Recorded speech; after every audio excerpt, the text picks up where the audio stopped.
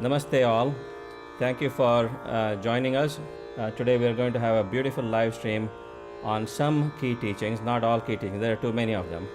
Some key teachings that I've selected for you from the Bhagavad Gita, concentrating on the devotional aspect that's taught in Bhagavad Gita. So without further delay, let's get started. My wife has yet to join. She is running a little bit late today. Amma is here. See, there she is. And so I'm going to keep this here so that she and I can sing together, and you can sing with us. So with this, please sit straight and we will do Om, and then go to the description below to see all the opening prayers that we're going to do, and follow me on those.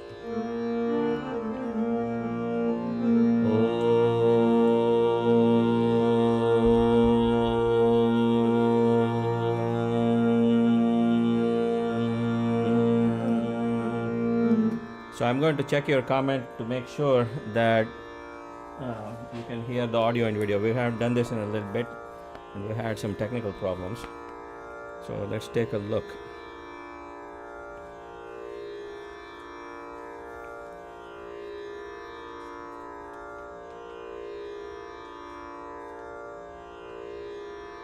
So can you guys hear me at all? Shekhar says if there's too much echo in here. When I speak, there's too much echo. Okay, we will try to fix that maybe next time. Otherwise, I'll have to get up and actually do this. Maybe I can bring this a bit closer to me. Okay, so we'll get started. As long as you can hear me and we're good, we'll start. So again, let's restart with the 3 ohms. Please sit straight.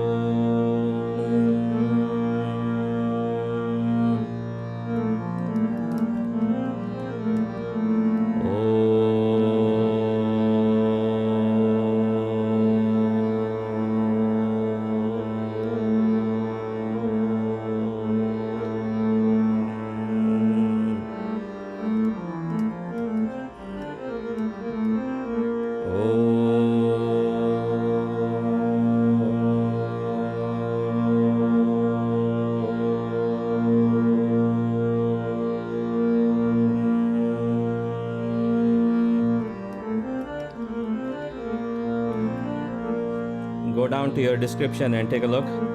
Om Gam Ganapataye Namaha.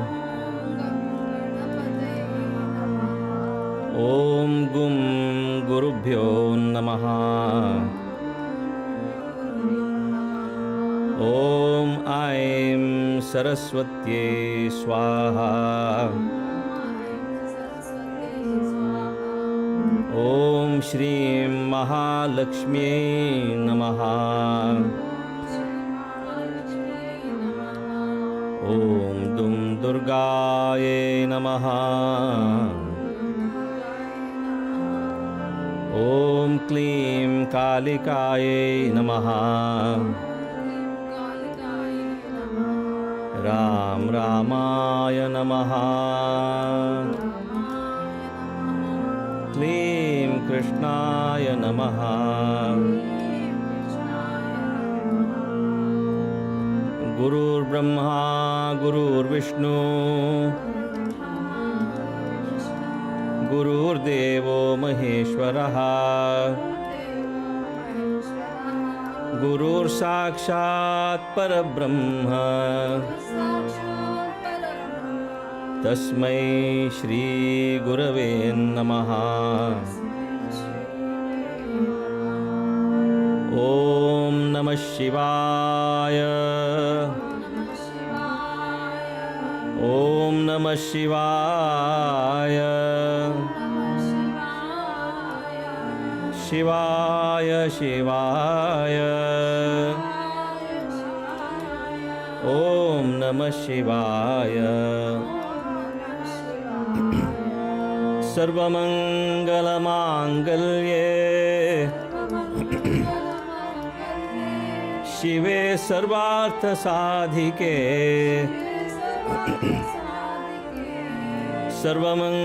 सर्वमंगलमांगल्ये शिवे सर्वार्थसाधिके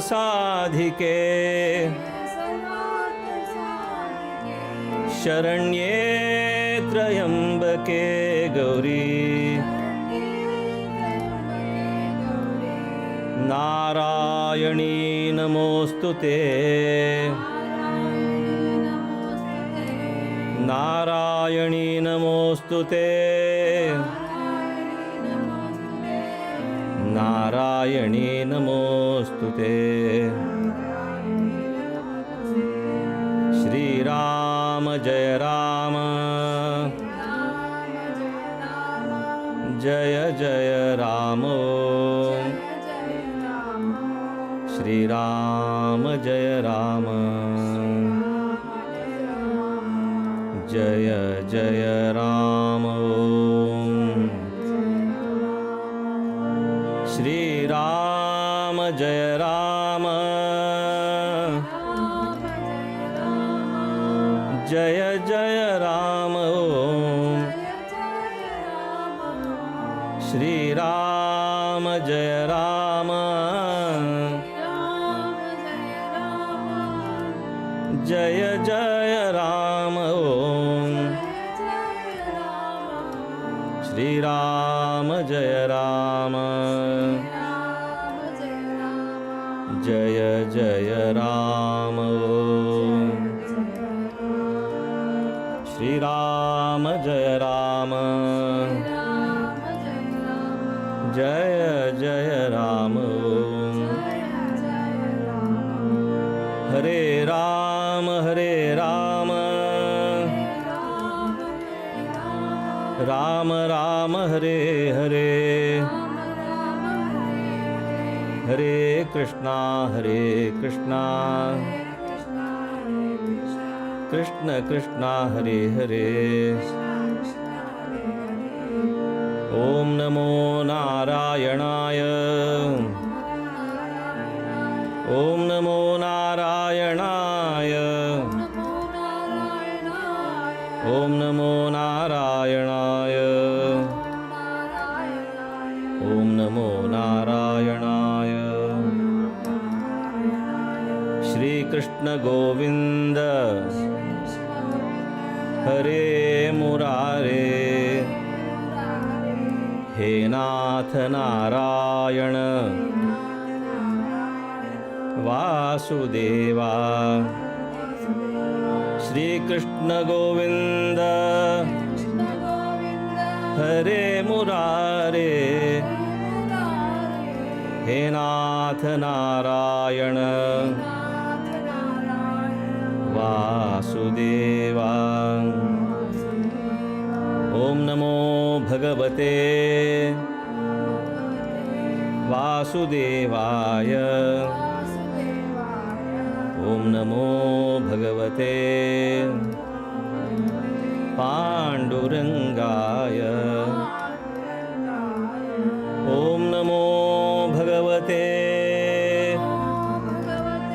वासुदेवाय ओम नमो भगवते वासुदेवाय ओम नमो भगवते पांडुरंगाय सर्वेषां स्वस्तिर्भवतु सर्वेषां शान्तिर्भवतु सर्वेषां पूर्णं भवतु सर्वेषां मङ्गलं भवतु सर्वे भवन्तु सुखिनः सर्वे सन्तु निरामया सर्वे भद्राणि पश्यन्तु मा कश्चित् दुःखभाग् भवेत्। ॐ शान्ति शान्ति शान्तिः।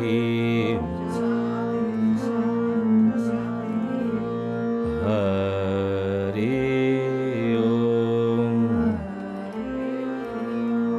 गुरु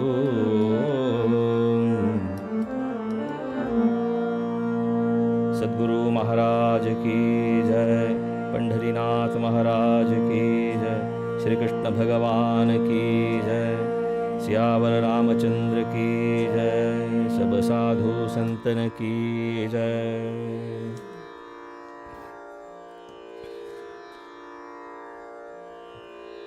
So before we begin our satsang part of the discussions and so on, and what the teachings are, I'm going to ask Amma to sing a bhajan that my father wrote in praise and description of what the Bhagavad Gita is, the essence of Bhagavad Gita. He wrote that, and I'll have Amma sing that. You've heard it before, but we'll sing with her, of course, but I want her to lead this one. Jai Bhagavad Gita. Pada. Prabhavditya.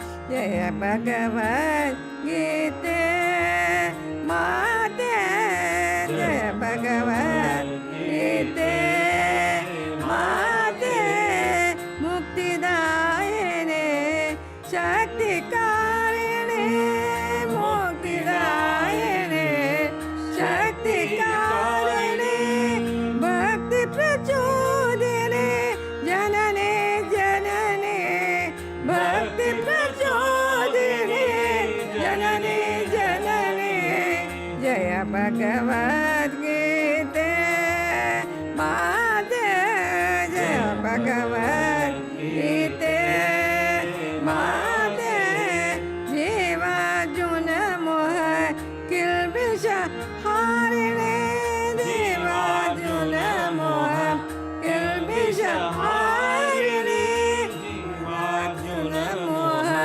Kilbisha Harini Devaki Tanaya Sri Krishna Chintamani Devaki Tanaya Sri Krishna Chintamani Jaya Bhagavad Gita Mate Jaya Bhagavad Gita Mate Asha Moha Swata Samharini Asha Moha Swata Samharini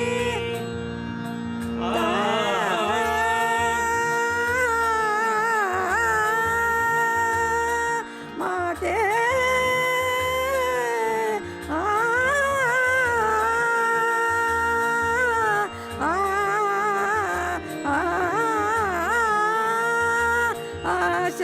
Moha, Asha Moha, Swata Samharini, Asha Moha, Swata Samharini, Nasaki Shamanute, Hridaya Vihari, Nasaki Shamanute, Hridaya Vihari, Jaya Bhagavad Gita, Mate, Jaya Bhagavad Gita, Mate, Jaya Jaya Gita, Jaya Vyasa Jate, Jaya Jaya Gita, Jaya Vyasa Jate, Jaya Jaya Kara Kalyana Date, Jaya Jaya Para Kalyana Date, Jaya Bhagavad Gita, Mate, Jaya Bhagavad Gita, Mate, Jaya Bhagavad Gita, Bhagavad Gita, Bhagavad Gita, Bhagavad Gita, Gita, Mate, Gita, Mate. जगत जननी गीता माता की जय.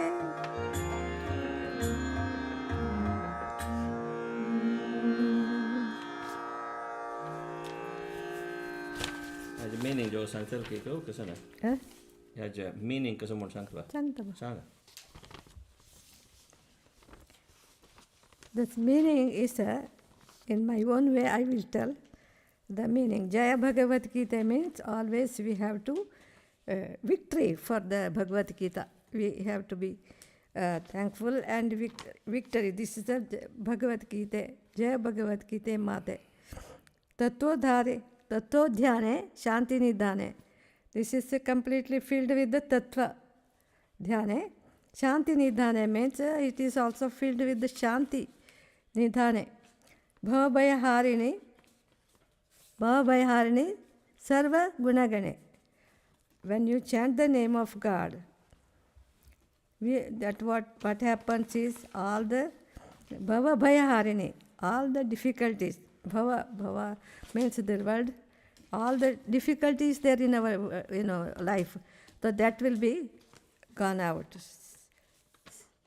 Bhavabhaya harini sarva gunagane. So jivan muktidayini shaktidarini bhakti prachodini janani. Mukti pradayini. When you chant the name of God, you will get mukti. Mukti means upliftment in our life. Mukti. After we leave, our soul will reach to God. That way, mukti. Mukti dayini shakti karini. Shakti karini means she gives the strength. Bhakti prachodini janani. She is giving prachodini, the bhajan. When you chant the name of God, you will get the blessings. And then bhakti prachodini. Bhavabhayaharini janani. Mukti pradayini shakti karini. Bhakti prachodini janani. When you chant the name of God, we get bhakti. Bhakti means what? Love of God and strength. Shakti janani. Jivarjuna moha kalbishaka harini. Moha means it is the attachment for our life. Attachment will be gone when you chant the name of God. Devaki Tanaya Shri Krishna Chintamani. Devaki Tanaya means Krishna. The Krishna's name is the Chintamani, means a great gem, Chintamani. And another thing is whenever you chant the name of God, whatever you get. Chintamani, Chinte means thinking. Mani means that gem. So whenever you chant the name of God, beautiful God, that Chintamani will you get. Asha Moha Swartha Samharini. Asha Moha. We have lost a lot of desire. Moha, attachment. Swartha is selfishness. selfishness means I need that, I love that, I take that, and all like that. That one. That will be gone. Asha Moha Swartha Samharini. All these things will be gone. Samharini means cut off. Dasa Keshavanuta Hridaya Viharini. Dasa Keshavanuta means when the Guru is written this song, Asha Moha Swartha Nivarini, Swartha Samharini. We have lot of moha, lot of selfishness. It will be gone by chanting the name of God. Dasa Keshavanata Hridaya Viharini. So one who is written this song, Hridaya in his heart always. Hridaya Viharini means Hridaya Viharini, always it is there in his heart. So that is that song is given by that Guru. Gate chalo mani that. God bless you all. So today I wanted to start out. I wanted to say that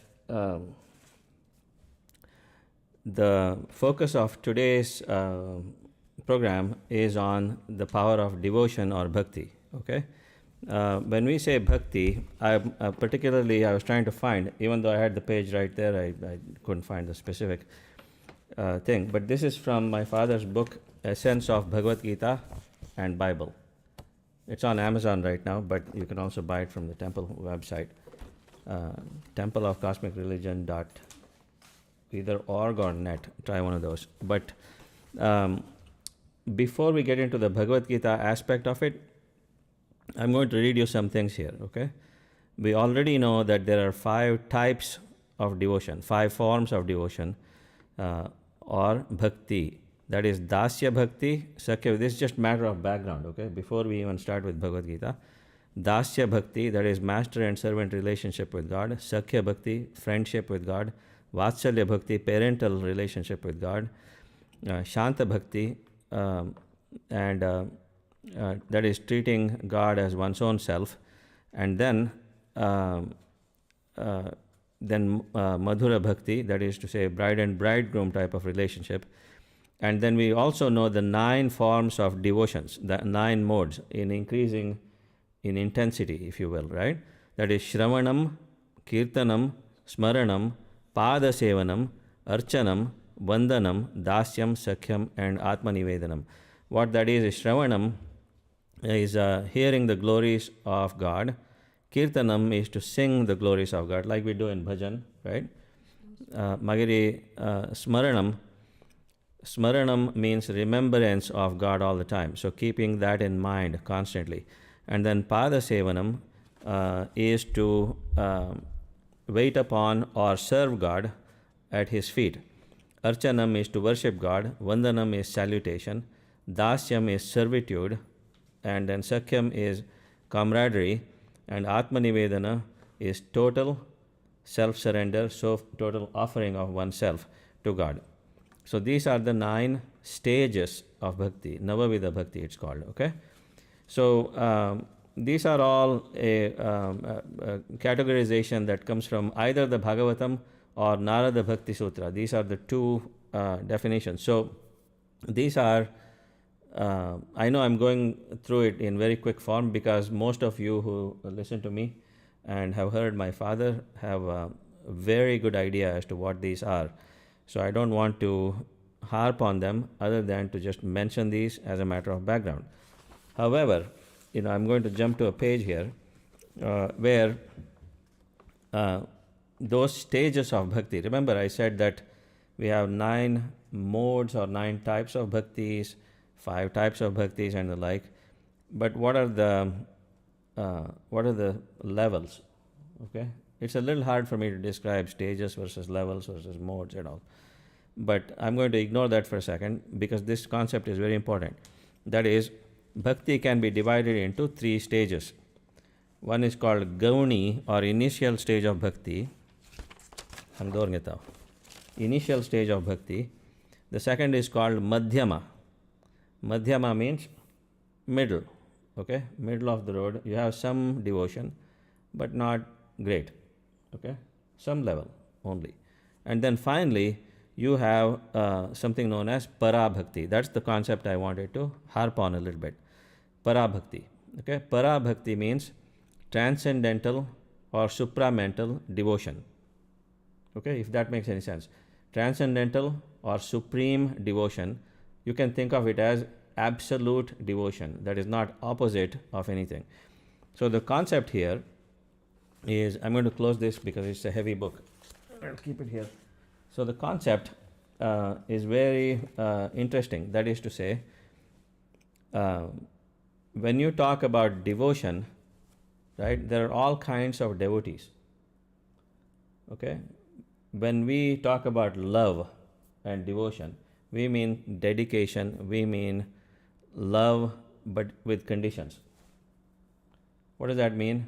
That means that we expect something from somebody in order to love them. Right?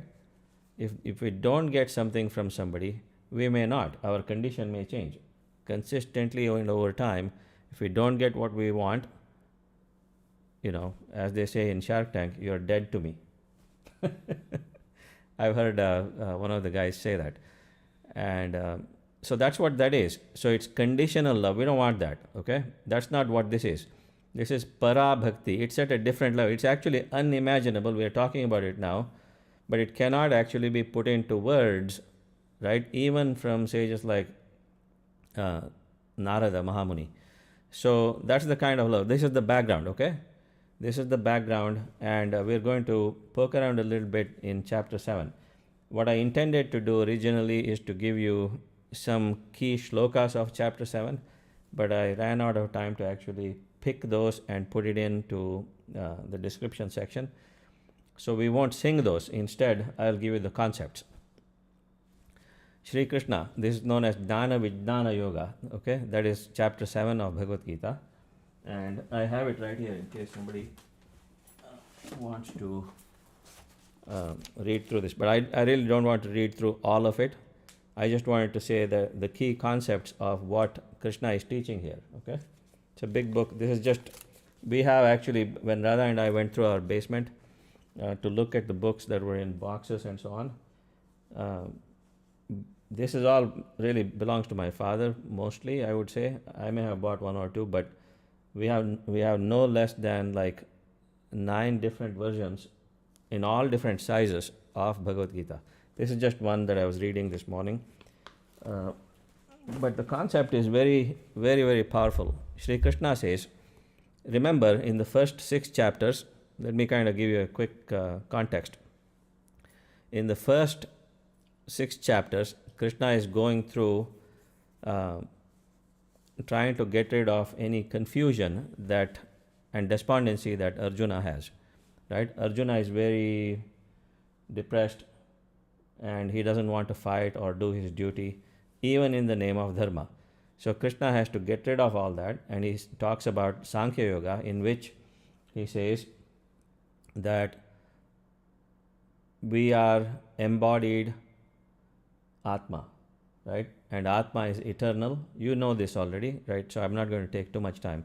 Atma it doesn't really have a birth, therefore no death. It has always been. As long as God has been, so have the souls. So the question comes up, okay, before I'm going to take a slight tangent. The question comes up as to how many souls, right? We look at our context and we go, we have 7.5 billion people, so that's how many souls. No. According to Madhvacharya, souls are everywhere. We are, kind of like dark matter. We are, it's all around us. These are not, souls are very, very small and very subtle, hard to see, smaller than atom, they say, right? Less than anu. So souls are everywhere and they are infinite in number, just like God. There are not finite souls and God is infinite. It's not like that. It is, God is infinite, the number of souls are infinite. And they are everywhere and not just in our realm, right? our dog has a soul, that insect has a soul. So you can just within the planet, in the material world that we have, you can imagine how many souls there are. But beyond that, okay, infinite souls, just think of it that way. Souls are everywhere, okay. Some of them are waiting to be born into a body. Some of them are not. Some of them have achieved the oneness. But in various different realms, souls are there, okay, infinite number of souls. So, coming back to this point, Krishna makes the point that as long as the body is born, an Atma takes the body, that body is going to grow old and eventually die. Sure enough, you will be born again, and so on. Those teachings happen, and Krishna also teaches Arjuna that anything that he thinks he is doing, God has already done. It's all God's doing. Okay? So there's no question about, I am doing this dharma. I have already done it, says Krishna. So all those confusions are gone. But as you know, Bhagavad Gita is about question and answer. It's a dialogue. Arjuna keeps asking. Almost every shloka in the Bhagavad Gita, that is every couplet, or sometimes 4 lines, he always is addressing Arjuna. We are Arjuna in this case. So after all that, he teaches about Karma Yoga. He teaches about the effects and greatness of Karma Yoga. And then he teaches about Dhyana Yoga, how to meditate very specifically. Don't sit too high, don't sit too low, don't eat too much, don't eat too little, don't sleep too much, don't sleep too little. So the middle path that Buddha talks about was already talked about by Krishna in the Bhagavad Gita in Dhyana Shloka. So like this, 5 or 6 chapters go on, and ultimately we come to chapter 7. Chapter 7 is the next set of 6 chapters among 18. So you can look at it as 1/3, 1/3, and 1/3 of 6, 6, and 6. So chapter 7 is interesting, where Krishna says that I am the support of everything. Okay? I am the string, okay? And all the jivas, all of my creation, in fact, are beads that sit on my support of that string. Okay? So this is what God is saying. The second thing he's saying is the light that you see, the strength that you see, the love that you see, every single positive quality that you see is all me. At the very end, it's all me. Okay? It's up to jivas, it's up to the souls to realize my true nature. Okay? I'm here to tell you it is all me. It sounds egotistic, doesn't it? Because some of my friends, in fact, many years back, they said, I don't like Krishna. Literally, just like that. I don't like Krishna because, I thought we were supposed to be spiritual, but what Krishna is saying sounds very egotistical. It's all me. I am the one doing it. I am the controller. I am the support. I am in everything. I am above everything. In fact, he says, Mama Maya Duratyaya. So in other words, he says, I have this Maya. This is in chapter 7. I have Maya. That Maya can be broken down into its qualities of the three gunas, sattva, rajas, and tamas. So most of the people who are in this planet, in this world, are subject to that Maya. And it's a very powerful Maya. It's an illusory effect where people cannot get out of this three gunas on the one hand and the 5 senses of perception and 5 senses of action. People have a very hard time separating themselves from the body and their context. He says none of that is true. Arjuna, you have to see beyond that. Okay? How do you do it? How do you see beyond any of that? Krishna says, my Maya is so strong. He says, Mama Maya Duratyaya. That is to say, it is almost impossible, very, very difficult to go beyond my Maya and see my true nature. Now, how I answer these people who say Krishna sounds very, very egotistic and so on. what do you expect? If God is taking an avatar, right? The Almighty God, who is the controller of everything, the creator of everything dissolves into such a Almighty Lord, who is in everything, who controls everything. Okay? This type of a entity, Paramatma, that Atma takes an avatar, right? And he is trying to teach Arjuna who he is in his true nature. What do you expect him to do? To say that there's this other guy who lives in the sky, or the other guy, I am that, or I am one with that. That's for devotees to say. That's for souls. Souls are the ones who have to humbly say, I intend for God's mercy to come to me.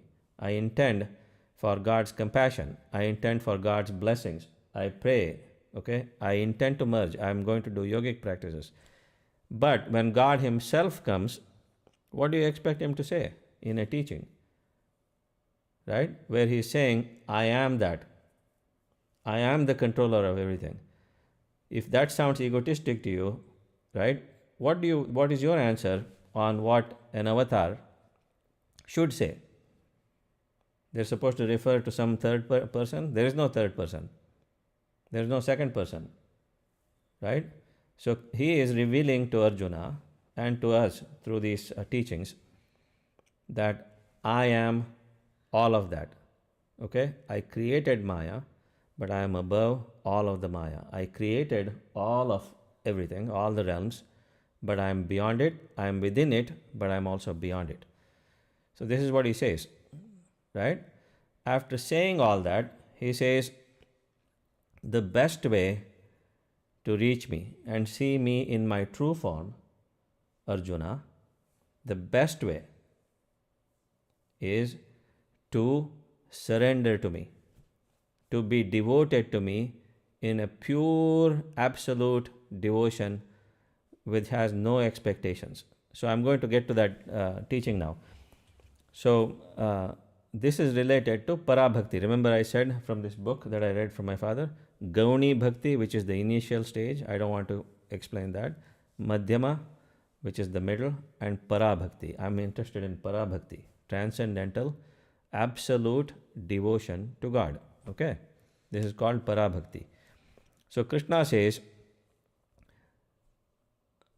people who do not see my glory through creation, through all that has been given to us, okay, through all the Mahatmas that have passed here and tried to teach people about me, those people who do not see any of that, who are foolish and ignorant, who are lazy, who are deluded, their mind is deluded with my Maya and so on, okay, or sometimes they are envious, okay, that is to say very powerful people are envious of God's glory.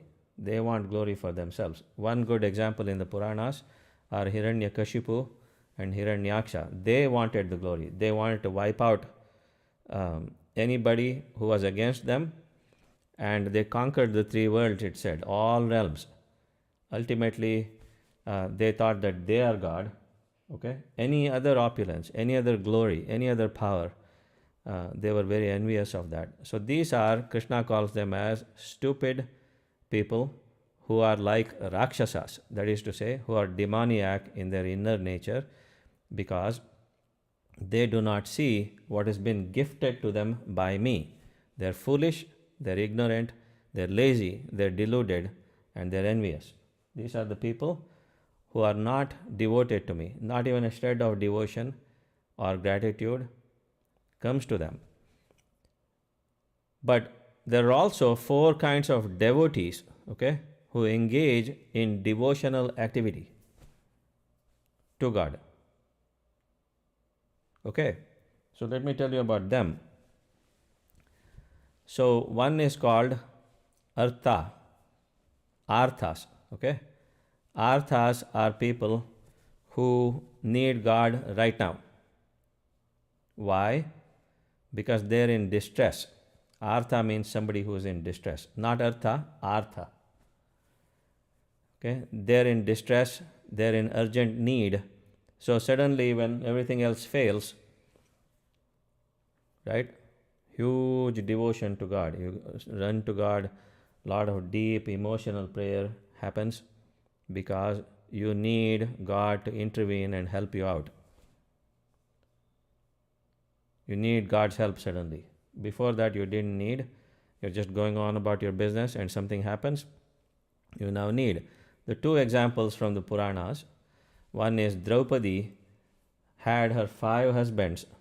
Okay, she had 5 husbands because she was had 5 Shaktis in her. Puranically, in Bhagavad Purana, she had 5 husbands. In Mahabharata also, 5 husbands. But they were engaged in gambling. The Yudhishthira was engaged in gambling and he lost her. Right? So Dushasana was engaged in removing her sari and basically making her immodest. So she cried out for help with her husbands, but their hands were tied because they had lost her. So they couldn't do anything. Even though they wanted to, they had the strength and the power and all that, but they could not help her. And when she could not get any help from them and she could not help herself, she was being overpowered, she ultimately called out to Krishna with complete mental surrender, saying that only Krishna can help me at this point. At that point, Krishna does come to her aid. So this is an example of to save her modesty, okay? So at that point, she is considered as this Artha, that is to say, she is in distress. The second example is of an elephant who got caught when he went to drink water at a lake, got caught by an alligator. And the alligator was trying to draw that big elephant and sink him in. At that point, the elephant, Gajendra, he called out to Vishnu, Ram, right? So in between, it is said, in between the syllables of Ra and Ma, God, due to that devotion of Gajendra, he immediately intervened and set him free. So that Gajendra, that elephant, is also known as Artha, somebody who is in distress. We do the same thing. I'm giving you a couple of examples, but when we are in severe distress, that's when we go to God. Otherwise, we're not bothered. So Krishna says in chapter 7, I believe it's in the 16th stanza, he says that's one type of person who engages in my devotion. That is somebody who's in distress. The second person is known as Jijnasu. Jijnasu means somebody who is a student, okay, who wants to study, who has intellectual curiosity. Okay, they want to know what this is all about, right? So their devotion is associated with studying, testing, right? Double-blind test of whether this stuff even works. Whom should I listen to? What is the right type of guru? Should I listen to this guy? Should I listen to that guy? Should I do meditation? What is the noble way? What's the best way? They're analyzing, they're studying, and their devotion is to come to God and come to other devotees to mainly study. Okay? So their devotion is to test, study, analyze. That is known as Jijnasu. That's also a kind of a devotee, Krishna says. The third kind of person who is engaged in devotion is known as Artharti. Artharti. That is somebody who is not lacking in anything, nor is he curious. That person is interested in growing material wealth or growing from their base. In other words, you can think of a businessman or a corporation. They want to pray to God so that they can go from 100 to 200, 200 to 400, and so on. Okay? Or they want their family to grow, their reputation to grow, their honor to grow, and their recognition from society to grow, and whatnot. So this is all material world related. This is known as Artharti. So they do ritualistic sacrifices. They invite the 12 priests, they have the big yajna, they want to reduce the planetary negative effects, they have Navagraha Puja done, they have Satyanarayana Puja done because their son needs to get into a certain college, fancy college, or they want to have some fancy marital alliance so that everything is growing and growing and growing. So this is known as Artharti. Okay? And then finally Krishna says, the fourth one is very dear to me. Fourth category of devotee is very dear to me. That category is known as Jnani. Okay? It's strange that that the word Jnani is being used by Krishna here. Jnani. The fourth type of devotee is Jnani. Think of it. We normally separate Jnana, Karma and Bhakti yogas, right? So there's the Jnani, there's the Karma yogi, and then there's the Bhakti yogi. We normally think of it that way based on the construct of the Bhagavad Gita itself and what the Gurus always teach us. However, in the categories of devotees, the fourth category of devotee, Krishna says, is dear to me, that is a Jnani. Why the word Jnani? It's because he says that kind of devotee or bhakta is not blind faith bhakta. Okay? He is a devotee who has known me. He has a lot of knowledge, whole lot of context, whole lot of knowledge, whole lot of study, whole lot of reflection. That Jnani is really my true, dear devotee. This my father used to call as Jnana Yukta Bhakti. Not blind faith and devotion, because if that's there, devotion turns into emotion. Okay? Whereas when you have Jnana, that is full knowledge of God and increasing knowledge of God, you will have more and more love. The more you love God, the more knowledge you will have. The more knowledge you have, the more you love. That's what that is, Jnana Yukta Bhakti. And is there an end to that? No. Because God is infinite, the knowledge of God becomes infinite. To know, therefore, the love of God also becomes infinite. So, Krishna interestingly says, the favorite kind of devotee that I have is this Jnani. Okay? Not Jnani as in an intellectual guy who is looking to just understand and know a couple of things. This Jnani is somebody who, through knowledge and by knowing, is more devoted to me than ever. What's the difference? Why does he like that kind of Jnani, that kind of devotee? Because if you look at the first three, there is no transformation at all. Right? There is no liberation from karma and rebirth. There is no breaking off any cycle of samsara. Right? If you look at the first person, right? Artha, somebody who is in distress right now. They need God to intervene and help them. And God does. God answers prayers, right? So that's what this is. And so it's a selfish thing, right? Yeah. Jijnasu is not also ready for transformation. They're trying to study. Intellectual curiosity. They want to know, and then take that to the grave, which is also useless in some ways, other than you improve yourself for the next life. Okay, and then Artharti is completely useless because they're literally trying to grow material stuff.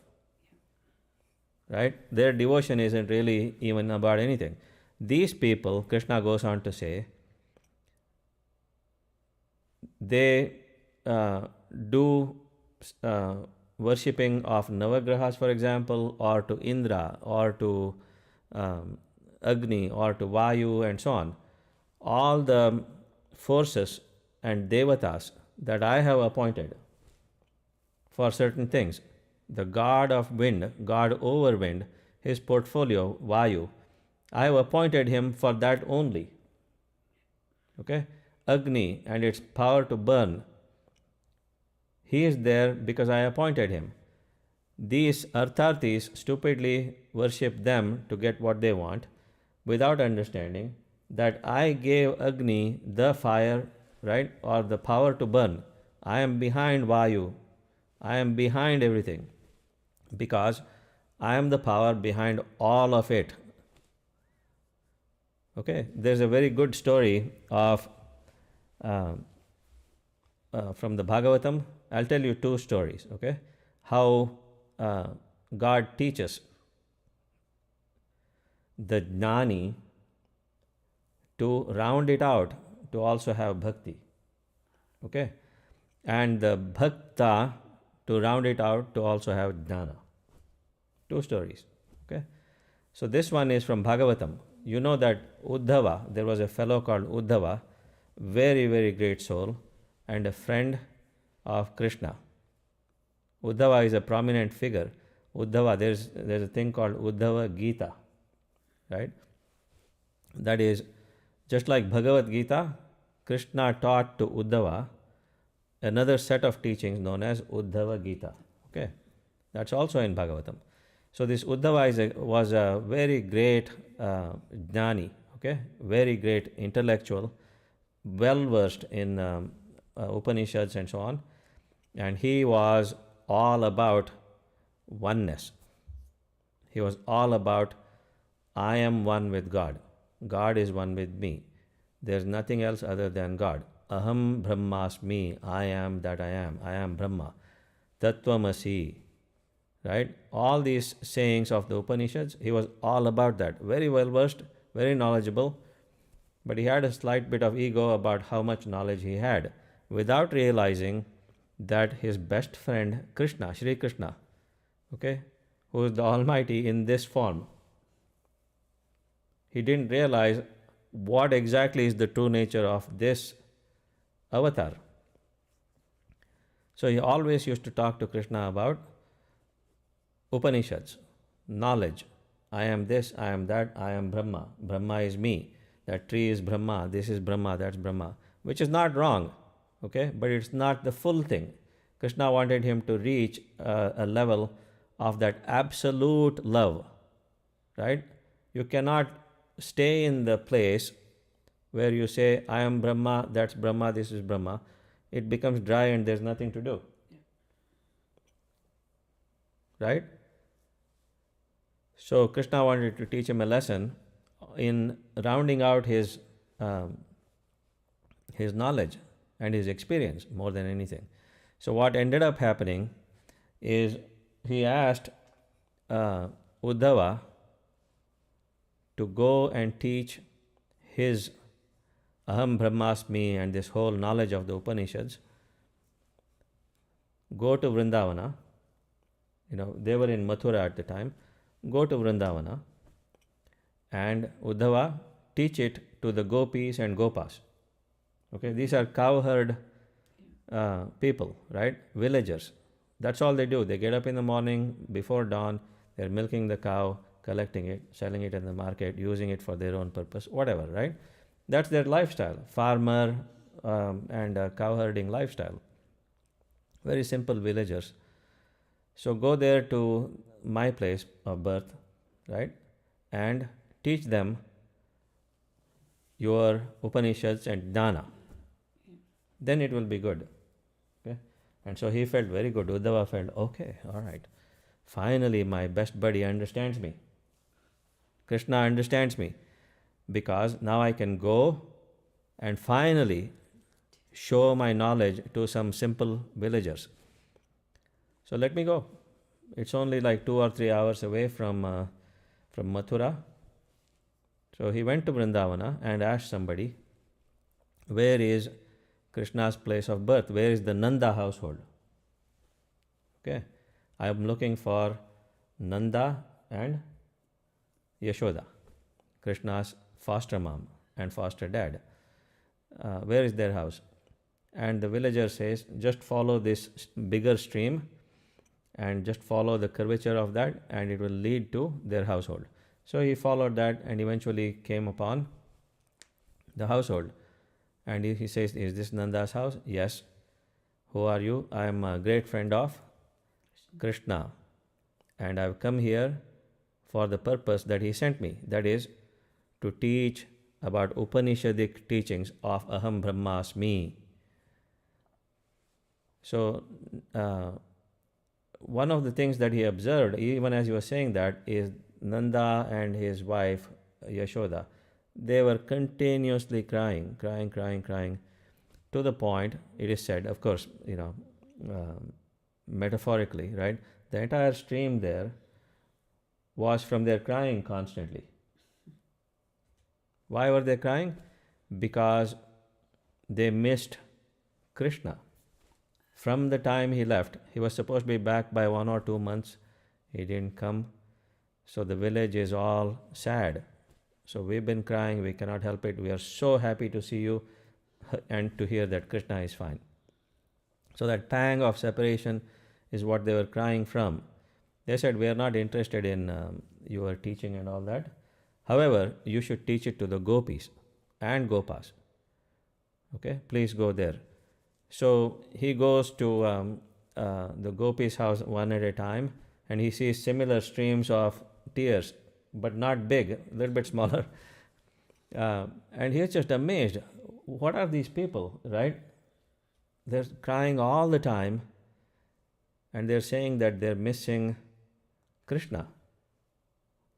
Right? Night and day, they cannot function. And all these streams of crying and all that, I don't understand it. I really need to go to work and teach them Advaita philosophy. Okay? I need to teach them about Aham Brahmasmi. These guys are too emotional. Okay? Too soft. But still, there was something in him that said, maybe what I'm about to teach them is too dry. These guys are very soft people. I don't know whether they can even appreciate it. So saying, he announces that that evening he is going to talk to them about Advaita philosophy and Aham Brahmasmi and all that. Everybody should please come. And so all the villagers gathered in a park, and they wanted to hear what this friend of Krishna had to say. They were all asking about the welfare of Krishna, how is he, everything. So they wanted to honor him by listening to what he had to say. 1 hour went by, 2 hours went by, and he's covering the fundamentals and essentials of Upanishads and telling them how great, okay, this whole oneness thing is. Once you realize it, you'll be amazed at how you see that you and God are not different. You see the Yoga Maya that Krishna has put forth and whatnot. So for 2 hours he talked, and he was feeling pretty good. Okay, I think I did a pretty good job today of teaching these guys about Upanishads, about the oneness. So he's feeling pretty good. And the gopis and all that, they got up and they said, we have some questions. We have a few questions, if you don't mind answering them. So the first question came from a gopi who said, you said that there's only Brahman, there's only God, everything else is Maya, that there are no two. So Uddhava, my question to you would be, why are you here? Right? You are trying to teach something to somebody. Doesn't that make it two at least?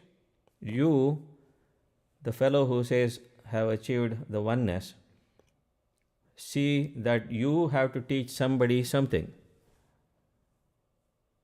Please explain how you see oneness while yet telling the difference between me and Krishna and wanting to teach us. That means there are at least two, right? How do you explain? So Uddhava started getting a headache. And so while he was thinking, they said, never mind, don't worry about it. Don't worry about all that. Let it go. Okay. But can we tell you something as to how we see everything? Uddhava said, yes, please. We are simple villagers and all that here. We are gopis and gopas. We don't know as much as you. However, the reason we cry, and there are streams of tears here, goes back and forth between our pangs of separation from Krishna. Also, from being very happy to see Krishna everywhere. In this Vrindavana, every cow, every blade of grass, every tree, every shrub appears to us as Krishna. Sometimes he disappears and then we cry. Sometimes he appears and then we cry from joy of tears, right? Tears of joy, I mean. So this is what's happening. Can you see what we see? Krishna everywhere, in form, in name, in color. Can you see what we see? And at that point, Uddhava nearly faints. He just falls off and he rolls on the ground with the realization that these are not ordinary villagers. He suddenly realizes that what I have been trying for with respect to understanding God and His true nature, I have missed devotion to God. These guys, and the way they said it, okay, the simple way but powerful way that they said it, that they see God in every single thing, Krishna in every single place that they look, made him suddenly go into a trance, and he fell on the ground and he started rolling on the dust that the gopis walked on. And suddenly they got worried, saying that, wait a minute, Uddhava, what are you doing? Please get up. You are making us look bad. What will people say? Right? Are you in pain? Are you okay? Please get up. How can we help you? Right? Think a little bit, please. Don't keep on rolling like this. And Uddhava says, please don't ask me to think. My mind is completely gone. I now have that same Krishna consciousness that you have. I now see Krishna everywhere just the way you said it. This is a power that gurus have, that is power of transmission. If you come upon the right guru, you immediately have transmission of the same view, same darshan, same shakti that they have. Uddhava was clearly ready for that. From that point forward, he started seeing Krishna everywhere.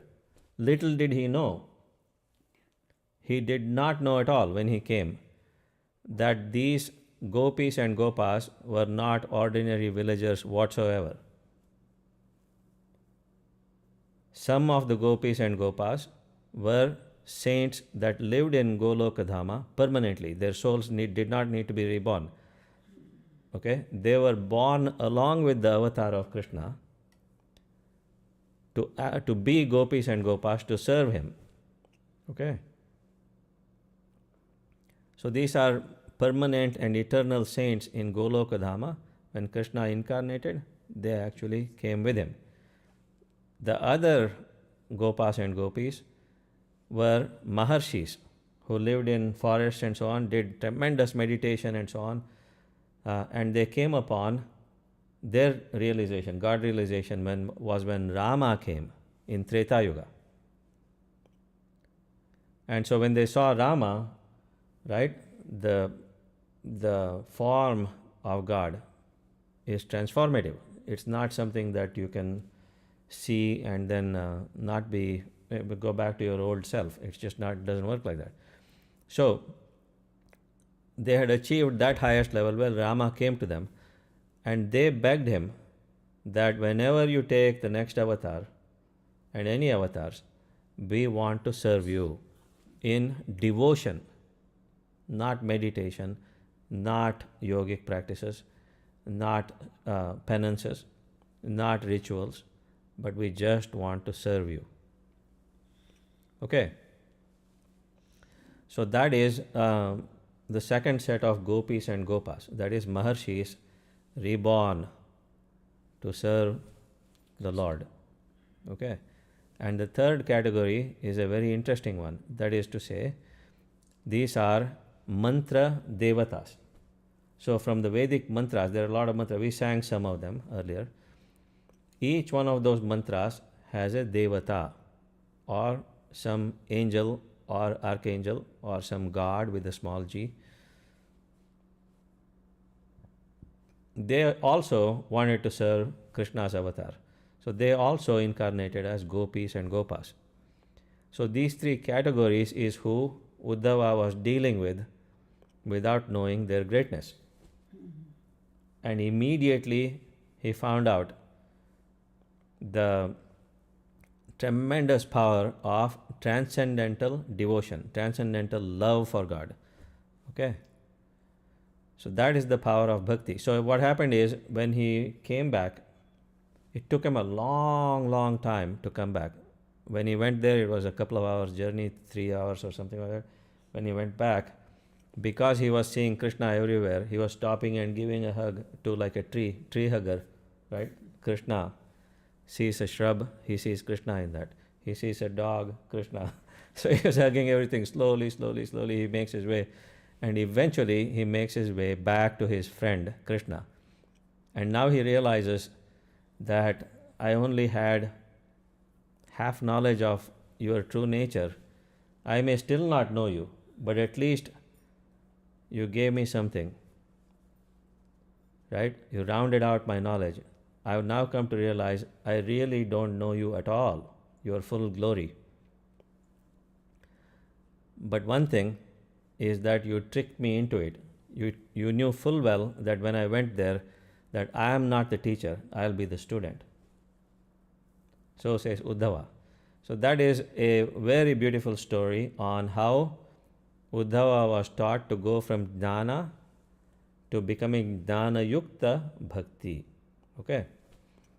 There's another story. This is historically based in Maharashtra. Sant Namadeva, he was very emotional and devotional to God, Panduranga. Right? He lived close to Pandharpur, and he always used to run for everything every day to Pandharpur and to Panduranga because of his tremendous devotion. By the way, Namadeva is known as reincarnation of Uddhava. Okay? So he used to run to Panduranga temple all the time, and Panduranga, seeing his devotion, used to have this friendship-like thing, Sakhya. Remember we talked about that in that book. I said devotion, but like a friend. But God said to him, why do you always run to my temple? There's no need. I'm everywhere. Yeah, but he wouldn't listen to it. So he would always come running to the temple. He associated Panduranga with the temple, and he really didn't broaden his horizons to see that God is everywhere. That same Panduranga is everywhere. So one day, Panduranga said, don't come to the temple. Go instead, okay, to learn something new. Go to a potter known as Gora Kumbhar. All he does is make clay pots and bowls and things like that. Go to him. He's a great devotee of mine. He will teach you something. Go there. So he went there and was received with grand hospitality. And Gora Kumbhar somehow already knew that Namadeva was coming. So he gave him an honored seat, and that evening they had satsang with great yogis, great saints, great Mahatmas and so on. They were all there. Satsang was going on, and towards the end of the satsang, Gora Kumbhar, the potter, announces that God spoke to him and he needs to, he's been told to check everybody's spiritual level. Okay? So level of their growth in spirituality. So he said, I'm just a potter following God's orders. So I'm going to take this paddle that I usually use to shape my pots and other things. I'm going to take that paddle and I'm going to tap on everybody's head once. Okay? And that will tell me whether you are a unbaked pot, half-baked pot, or fully baked pot. Okay? Metaphor for spiritual knowledge. So he goes on doing this thing and judging everybody. Oh, you are not baked, you are half-baked, you are fully baked. Ultimately, he makes his way to Namadeva, Santa Namadeva. Very great Santa, right? Let's not undermine how great a devotee he was. He was fantastic, phenomenal, and sets an example for everybody. However, this story is about rounding out Namadeva's knowledge, right? So Gorakumbar comes there and he taps on his head, Namadeva's head, and he says, "You are a half-baked pot." And immediately, because Namadeva is emotional, right? He gets triggered and gets very upset. "How dare you call me half-baked pot? I talk with God all the time. You're telling me my spiritual progress is only half. That's unacceptable." And he starts to get very emotional and he rushes out the door and goes right to the temple, right to Pandharpur. And he cries in front of Panduranga and he says, "How can you do this to me? This is public shaming. He called me a half-baked pot in front of all these people. How could you do this? Why did you send me there?" So ultimately what happens is God sends him back to Gorakumbar, okay, calms him down, go there, learn the lesson, try to learn what it is he is teaching you. Gorakumbar says, "My lesson is over. However, there's one more person you need to go to. Gita, please help me with that name of the old sage. Go to that Shiva temple. You'll find an old sage there. You have something to learn from him." So Namadeva makes his way to that old sage, very old, big long beard, all grey hair, and thin and frail looking. But he was resting with both his feet on a Shiva linga. Okay? Shiva linga, with God's image and all that, you don't step on it. Yeah. Okay? Because it is a sacrament. It is basically holy. And you don't step on Shiva and show disrespect. But this old sage had that. He had both feet on the Shiva linga. And immediately Namadeva gets upset, saying, "Hey, old man, what is the meaning of this? I came to learn something from you, but you have both of your feet with disrespect to Shiva. That cannot be." So the old man who was resting opens his eyes and he says, "Why don't you put my 2 feet, I'm too old and frail, take my 2 feet and put it where the Shiva linga is not there." So Namadeva picks it up and he puts it in a different place, and there comes a Shiva linga to support the old man's feet. And then he tries again. Everywhere he takes his feet, there comes a new Shiva linga. Okay? And ultimately Namadeva gets tired, and the old sage says, "What's the matter? You could not find a place to put my feet where there's no Shiva linga?" And Namadeva is frustrated and he says, "I could not find a place where there's no Shiva linga." And the old man says, "That's the lesson. That is, there is no place where there is no God. There's no need for you to keep on going to the temple to see God. God is everywhere." Okay? Learn that. From that point forward, Namadeva's heart, mind, intellect, they were all transformed. He did not have to run to the temple for everything. Okay, so there's a song here that a very famous singer called Ramdas Kamath. The old sage's name is Visobha Khechar. Thank you, Gita. I appreciate it. She just texted me. So I'm going to try and just do one line of this.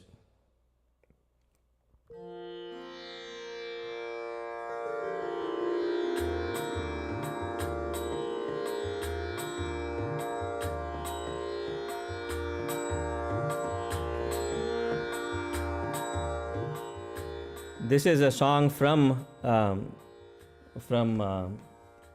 Gorakumbar. Okay. He wrote the song after the fact of meeting Sant Namadeva, right? It's a very beautiful song.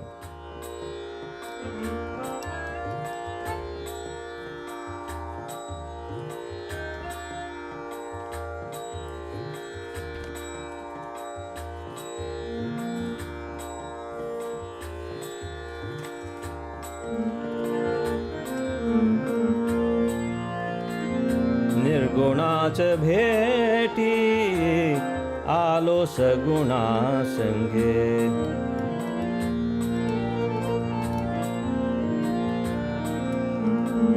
निर्गुणाचे भेटी आलो सगुणा संगे. तव झालो प्रसंगी, तव झालो प्रसंगी गुणातीत. निर्गुणाचे भेटी आलो सगुणा संगे. So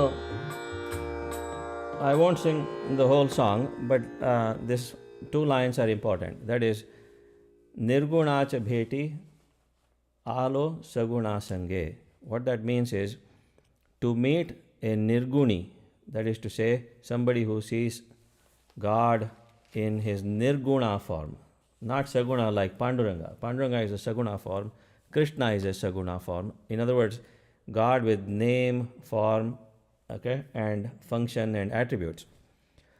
It's not that. Nirguna means without, it's abstract, without name, form, any description or attributes or something like that. So I am that, Gora Kumbar says, right? So to meet this nirguni comes this saguni. Nirguna che bheti alo saguna sange. Okay? Then what happens? Tava jhalo prasangi, tava jhalo prasangi gunatita. So that means then we had this situation where we have nirguna and saguna meeting, okay, and we rounded each other's knowledge, rounded each other's shortcomings, so that you have saguna and nirguna meeting, that is to say jnana and bhakti yukta mukti, right? Jnana yukta bhakti. Those two meet and suddenly now you have a more complete knowledge, more complete experience of God. So that's what this song is about. It's a beautiful song, but we'll take care of that maybe next time or whenever the occasion arises. So I just wanted to give you these teachings from Bhagavad Gita. There's many more. I mean, every single chapter has so many things. This is not even the whole chapter 7. I just want to concentrate on chapter 7, 16 and 17, maybe 18, something like that, and give you this whole notion of the jnana bhakti still doesn't cover the actual reality of what is God.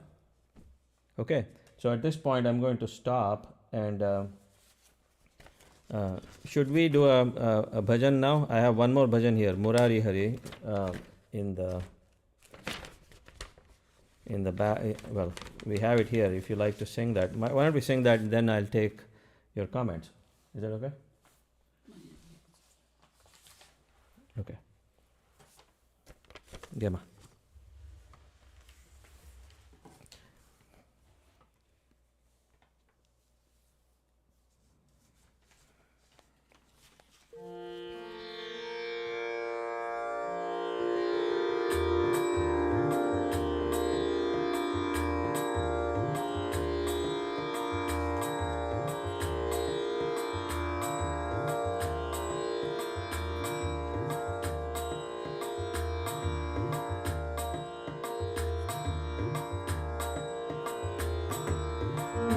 So you can go to the description and follow me on this one.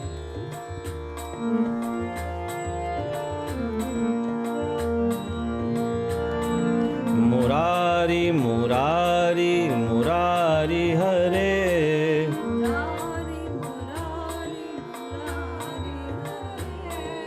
Krishna Mukunda Murari Hare. Murari, Murari, Murari Hare.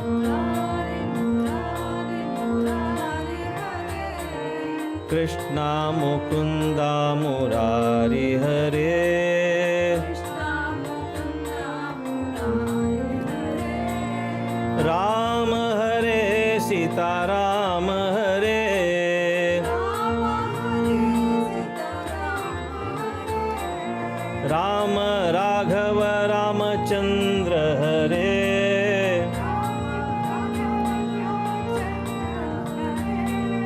Murari Murari Murari Hare.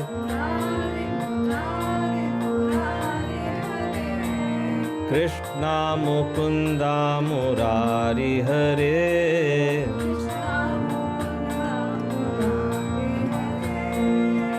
Krishna Hare Radha Krishna Hare.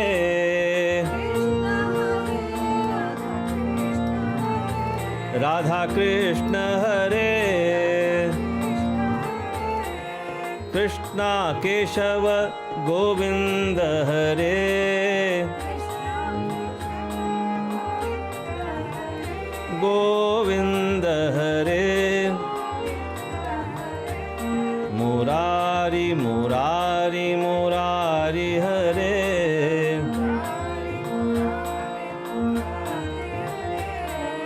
Krishna Mukunda Murari Hare.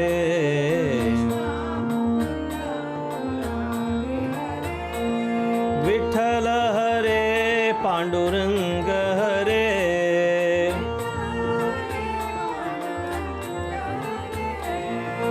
Vithala Hare Panduranga Hare.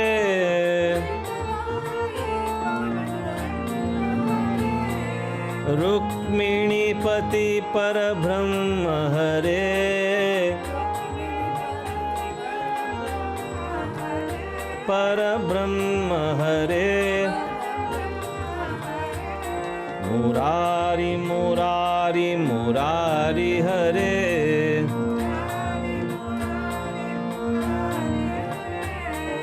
Krishna Mukunda Murari Hare.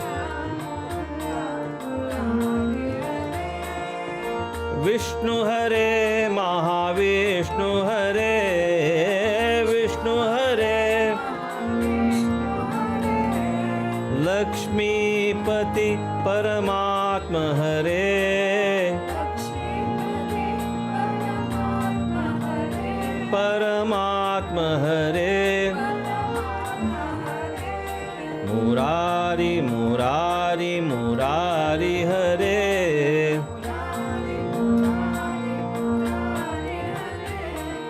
Krishna Mukunda Murari Hare.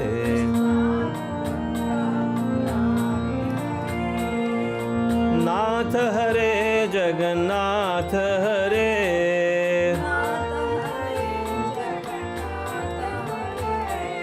Indirapati Bhagavanta Hare.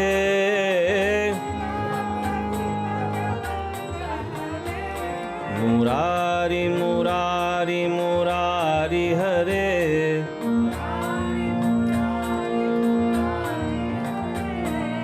Krishna Mukunda Murari Hare.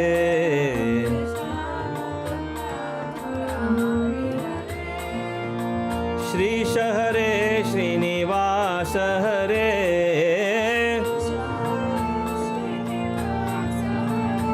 Srinivas Hare.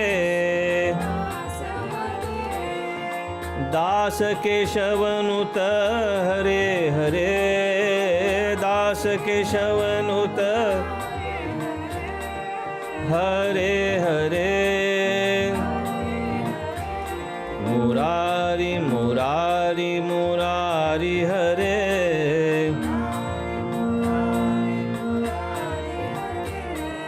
Krishna Mukunda Murari Hare. Murari Hare. Murari Hare. Murari Hare.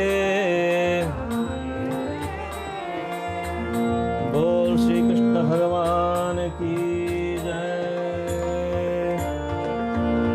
Syavar Ramachandra ki jai.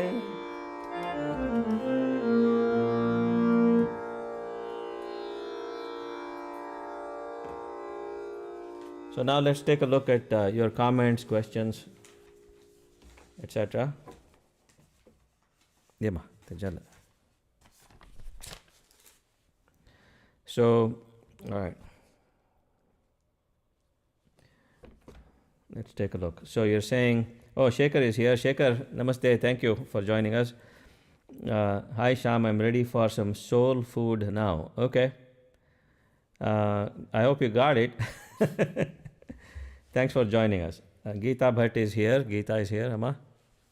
Not there. Here in the, she's watching. Geeta is here. Amma is looking on that side. Where is she? So, Namaste, Geeta. Thanks for joining us. That's my sister. You saw her in the last live stream. She was here visiting us and then decided to leave.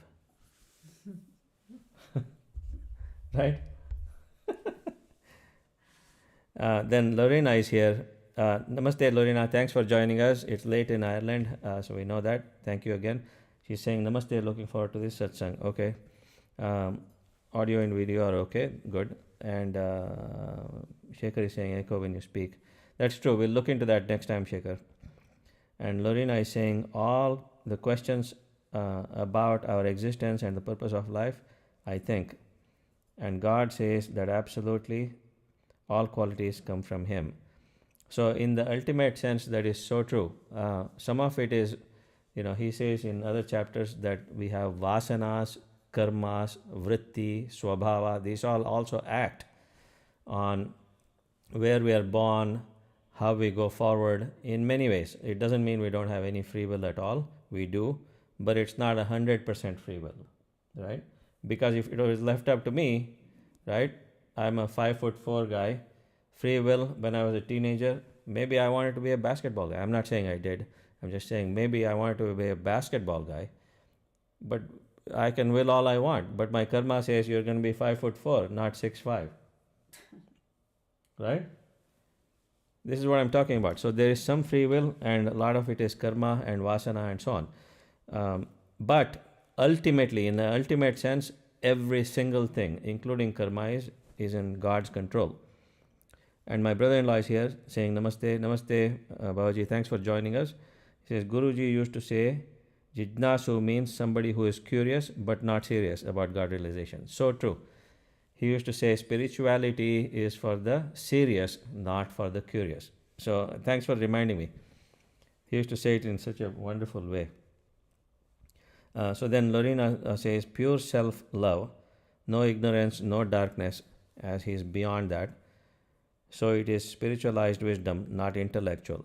That's right. So unless we are transformed, unless we are looking to make progress in reducing the ego, reducing and fully understanding that we are here in a bodily sense for a short time, that Atma is permanent, that Atma is who we really are, until we really actually feel that in our bones, okay, we're still making progress. I'm not saying we're not.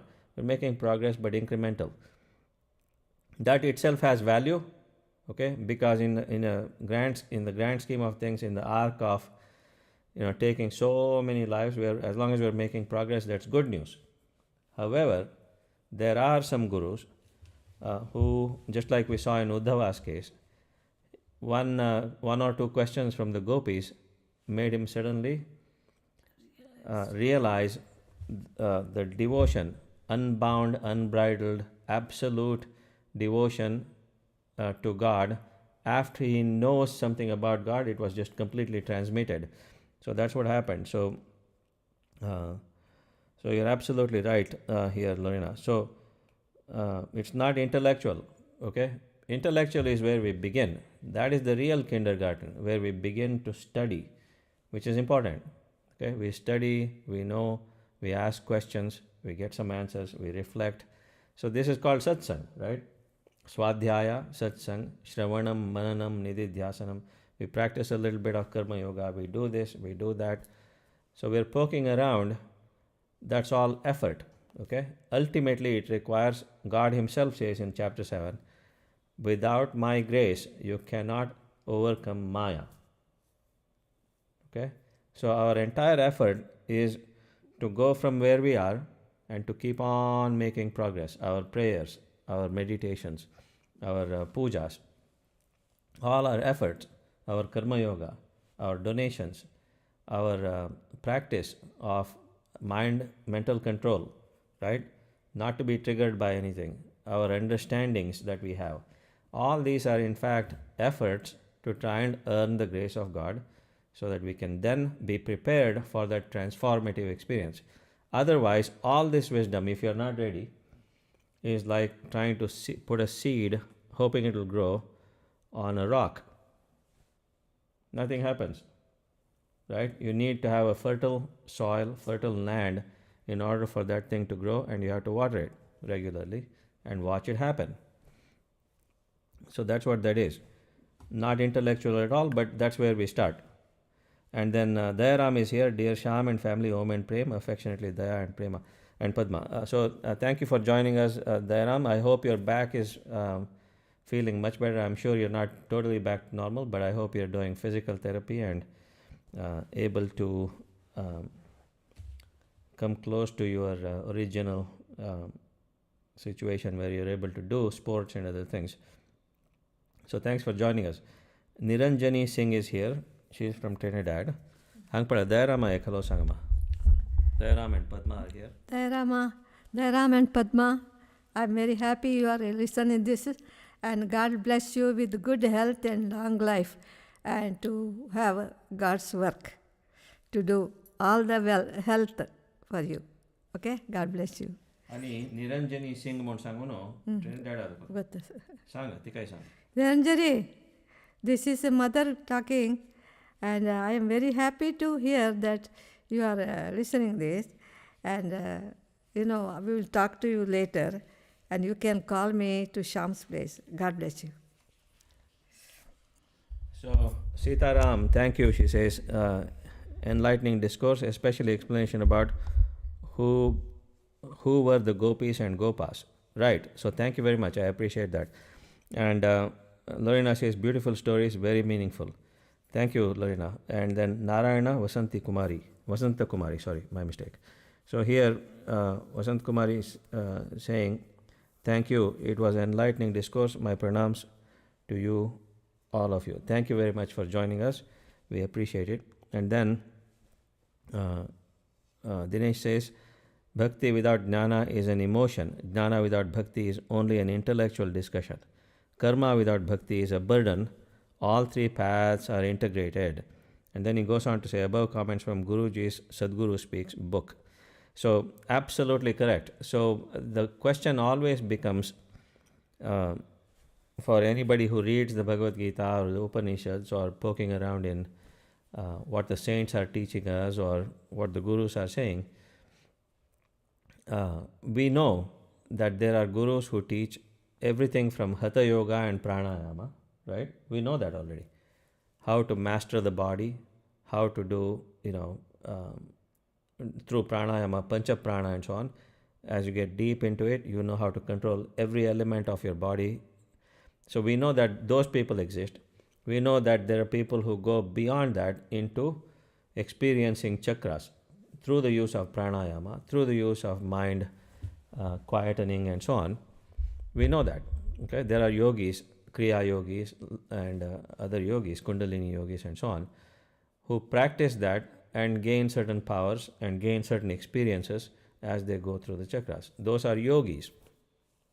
Okay, until they get to here and then to here, that is Ajna Chakra and Sahasrara Chakra, they are considered by Krishna as still materially oriented. That is why, because this is the sixth and the seventh chakra. Anything below that is ether, air, fire, water and earth. That's why. Okay, still the elements. Okay, so above that, the yogis now are in the spiritual realm, transformative realm. So we know that we have Hatha yogis and all that, very physically oriented. Then we have yogis who are going up above the chakras through the use of pranayama and asana and so on, trying to practice some version of Ashtanga Yoga that Patanjali taught, right? And then we have people who are teaching Advaita philosophy, who are saying, from the Upanishads mostly, saying that there's only God, everything else is an illusion. We are not even part of God, but we are God, because there's only that. That's Uddhava's initial position. And God wanted to teach him that that's not the only angle. It's not comprehensive. It's an understanding. It is one thing. Because remember, God is infinite. He is beyond Saguna or even Nirguna.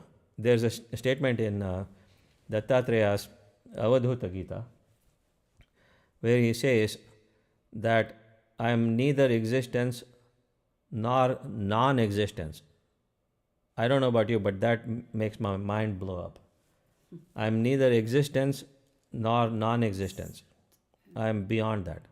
So this is what I'm talking about. When these guys say things, we may not be able to catch everything because we are still only intellectually trying to understand this, that, and the other thing. Including me, I mean, okay? We're just trying to read, understand, try to kind of grasp a few things here and there as much as our intellectual capacity allows, okay? However, by definition, God, Atma, okay, that is to say Paramatma and Atma are beyond the five senses by definition. My father, I was listening to a Patreon thing and he said very, very clearly, Guruji said that if you can define God, that means he is not infinite. You are defining it and putting him in a box, right? By definition, therefore, whatever you can put in a box is not God. Brahma means ever growing, infinite. Brahman means ever growing. So the minute you try to grasp it, you can't. You'll find that there's a new dimension. You try to go again, there's a new dimension. You again go, more dimension. So by definition, that's what Atma and Paramatma are. Okay? So you have the Advaitis teaching this. Not enough. Then you have Karma Yogis saying, do this. Also not enough. Then you have Bhakti Yogis saying, do that, as I talked about in Namadeva's situation. Right? Santa Namadeva's situation. That's also not enough. So God wants to get us the experience of his true nature. According to Bhagavad Gita, he says the best way, okay, after you do Jnana Yukta Bhakti and so on, right? After you do Jnana, after you do Karma, after you do Bhakti and all that, understand that until you have full self-surrender, after that, okay, I will show you my true form. Arjuna had to do that. So let me get in here. So thanks for these points. It reminds me of some of the sayings here. So then we have, okay, so I think those are the end of the comments. So I will end it here by singing Tvameva Matacha and all that, unless you have any more questions or comments. It's 10:40 here where we live. So I think we will end here. And we intend to hold another live stream satsang next Sunday. But please check on my channel Shyam. Go to community page on your computer or iPad. It doesn't work on the iPhone. I'm sorry, on the iPad somehow. It works on the phone and it works on the computer, but it does not work on the iPad. There's no community page. Go there and see what I'm announcing. I have no other way to really announce this unless I create like a Twitter account or something like that, which I don't want to do. Okay, so once again, thanks so much for joining us. We appreciate everyone coming on and listening and contributing.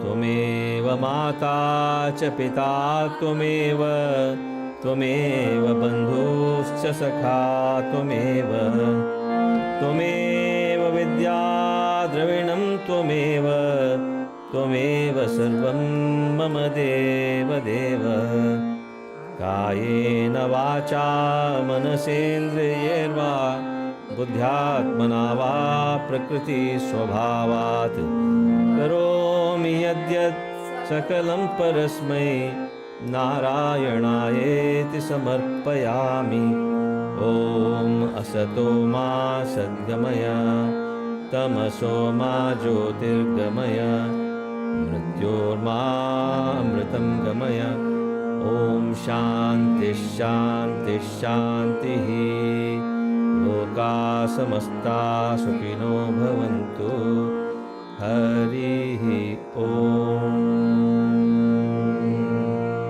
Pandharinath महाराज की जय सियावर रामचंद्र की जय श्री कृष्ण भगवान की जय सब साधु संतन की जय सद्गुरु महाराज की जय नमस्ते we will see you next week